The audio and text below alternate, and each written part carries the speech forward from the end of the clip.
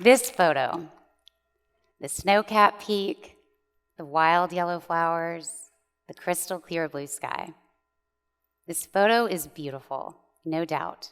However, for me, this photo became so much more than an adornment on a blank wall. This photo became my everything. See, when I was 27 years old, I was diagnosed with a highly aggressive, incurable, stage 4 non-Hodgkin's lymphoma. I fought this cancer 3 separate times, but it was during my 3rd battle with this disease that I came to know the mountaintop photo intimately. 3 times a day, for 65 days, I summoned the strength to walk the halls of the MD Anderson Cancer Center Hospital. I passed the other bone marrow transplant patients as we clung to our IV poles and tried to take one more lap around the nurse's station. And it was at the beginning of each lap that this photo awaited me and spoke to me and sometimes taunted me, but ultimately, this photo became my reason for walking, for taking the extra lap, for fighting, for living. This mountaintop became my goal. Every day, 3 times a day, I'd look at this photo and think, one day, I'm going to see you in person, and I'm going to breathe that crisp mountain air, and I'm going to smell those wild yellow flowers, and I'm going to climb those snowy upper trails. I will do it. I just have to live another day and then another, and eventually, I know I'll get there. And then, 1 year later, I did. I did it.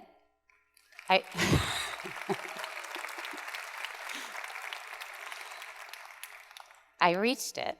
I climbed it. But when I made it to the summit that I'd so dreamed about, do y'all know what I felt? Sadness and loneliness and despair. See, this mountain and this moment and my post-cancer life had been built up by me in my mind for so long that surely my experience of reaching the summit would match the size of the fight I'd just won. This moment and this life must be as extraordinary as the challenges I'd overcome, right? Wrong. Reaching the top of that mountain revealed one undeniable truth, and that was the expectations imposed on this moment and on this goal and on this second chance at life were robbing me from living the life I'd fought so hard to save. Okay, so now what? Today, I'm here. I'm living.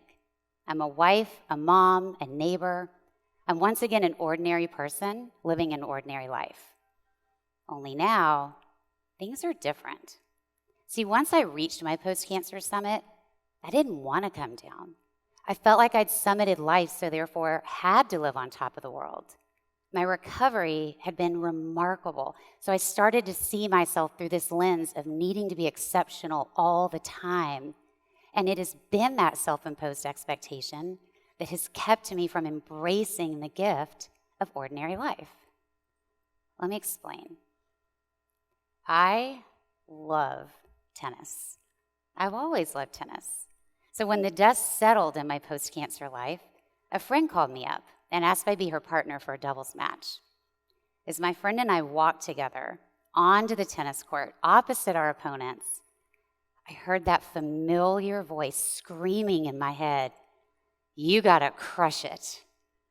And with that one overwhelming thought, I felt my entire body tense up. My fingers tightened around my grip, my shoulders became a little stiffer. As we began to play, I started to miss my shots. My partner asked, "Caroline, are you okay?" And I wanted to scream, no, I'm not okay. Look at me. I am a medical marvel, a living miracle. I've lived to see this life that I fought so damn hard to save, so now I can't fail. But I did, and we lost that match. And eventually, I stopped playing tennis altogether. And I miss it. I miss it a lot. And I know it wasn't the ball that drove me off the court that day. It was my fear of losing, my fear of failing, my fear of not being extraordinary. See, here's the thing. I'm from Texas. And as all y'all know, everything is bigger in Texas. So when I began my cancer journey, I wasn't quietly dying. My community was big. My support was big. The prayers were big. The casseroles were big. And the expectations were big. So many people were invested in my healing. All I'd had to do was follow my marching orders from my doctors, put one foot in front of the other, and hang on for dear life.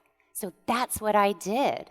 I fought to live, and I did. I lived. I made it to the other side. But then I found myself looking around and wondering, what was I now going to do to make this life saved worthy of all the effort it took to save it? Community, family, doctors, medicine, faith, prayers, they all save lives. So does this.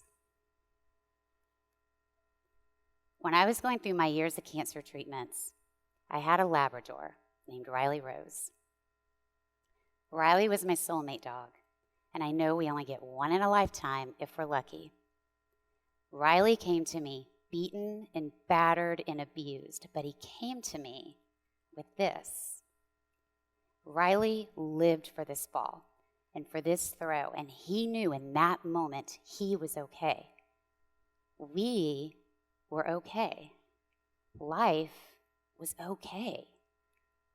After my, let's call it millionth throw of the tennis ball for Riley, I did begin to wonder, what is it about dogs and tennis balls, and how can this round, fuzzy, bouncy ball bring these creatures so much joy?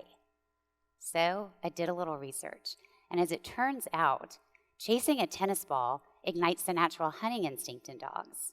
Catching and returning the ball activates the reward center in their brain, and the game effect strengthens the bond between dog and owner. So in essence, for a dog, a tennis ball becomes a conduit for joy, success, and companionship. And that is not so unlike the goal-setting process for humans. Anchoring on a future goal triggers the reward center in our brains. Goal setting gives meaning to our actions. When we get a game plan and actively take steps to make our goal a reality, it gives us a sense of belonging and companionship. So while Riley's ultimate goal was the retrieval of the ball, his enjoyment, his meaning, his purpose came from the collection of moments involved with the ball and was not dependent on an expected outcome. See, many times the line between our goals and expectations becomes blurry. A goal is reached and celebrated. An expectation, however, is never ending, never satisfied, and never accomplished.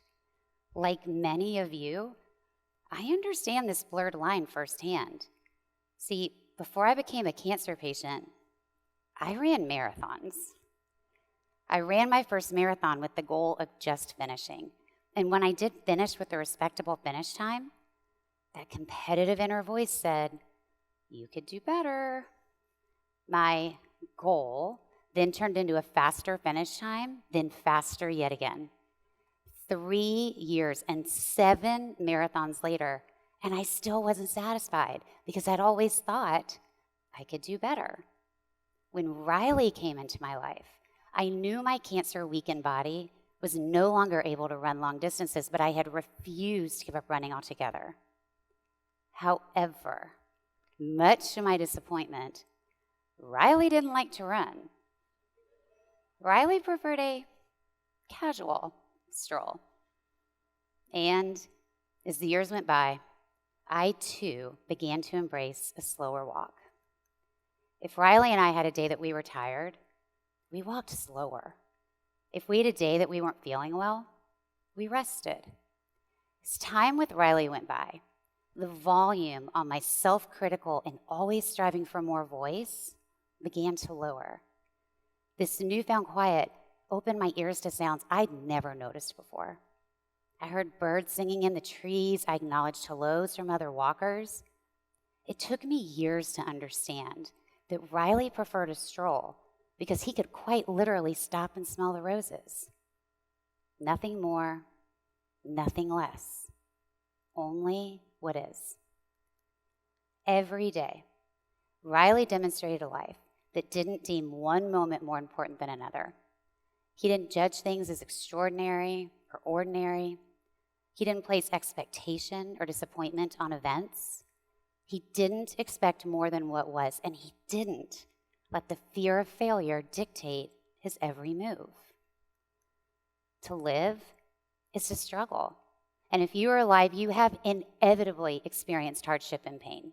Every person in this room has felt it. It's all part of the journey. But what I've learned is it's not only about having positive emotions. If we are not filled with joy, it does not mean we are failing. Happiness is a feeling, and feelings are fleeting. Peace is a state of being. And for me, peace comes with recognizing every feeling and every emotion. I see, I feel, I listen, and I move forward. I no longer attach myself to a specific outcome because win or lose, achieve or fail, it's all in the future. And who knows what the future will bring? All we know is what is right here and right now. For me, right now, my future goal is to get to the end of this talk without tripping on stage or forgetting my words. But right now, I'm taking in this view. I'm taking in each of you. I'm taking in the feeling and energy in this room because this is what I will remember. You are what I will remember. And this is what makes this experience so extraordinary. See, two things get to be true. Life is extraordinary, but it's also ordinary. We do not have to live on our summits to experience accomplishment. Life in the valley is valuable. The meaning is in the engagement with life, actively participating in this gift of being alive, because we can. Everyone listening has a mountaintop, something that excites us and motivates us, and that is not a bad thing. So go for your mountaintop, but understand, if you climb your mountain like I did, with the expectation the summit will be so bright, it will light our whole lives forever, you will be very disappointed to learn the summit is just a view. Remission, or winning a tennis match, or achieving a faster marathon time, those were beautiful views. Today, my views are not as high, and my summits are not as tall. However, today, I'm able to see all the views along the way, all the colors, all the beauty of the journey. And that has made my life so much more vibrant and so worthy of living. And just as we all have a mountaintop, we all have a game of tennis. We all have a place or situation or experience that has driven us off the court. Mine was the fear of failing in a life I'd fought so hard to save. Your tennis court might be drastically different or eerily similar, but I would challenge you to ask yourself, what is it in your life that you'd like to try again, even in the face of possible failure? And then ask yourself, what would be so terrible about failing? Isn't the win in trying in the first place, and isn't the beauty in having the courage to step back onto the court? Maybe it's in the way that we view the situation. The irony that a fuzzy yellow tennis ball was the one thing that I ran away from, and then the same ball was the one thing that brought me back, is not lost on me. And maybe that's just as it should be if we can recognize the salvation in the struggle. Every day, I look at this ball, and I remember Riley and the overwhelming joy this ball brought to him. I remember his laser focus on this ball, the stampede of his big paws while racing to catch the ball, the wag of his tail while bringing it back to me, just so we could do it all over again. I remember Riley, the master of the moment, and the pure, uncomplicated joy he felt in the simplest of moments. And I remember, this is the practice. This is the goal. This is the beauty of the journey. Today, I've been in remission for 14 years. Thank you. Riley is no longer with us, yet his ball, his slobbery yellow ball, in all of his teachings, will continue to save me day after day, hour after hour, moment after moment.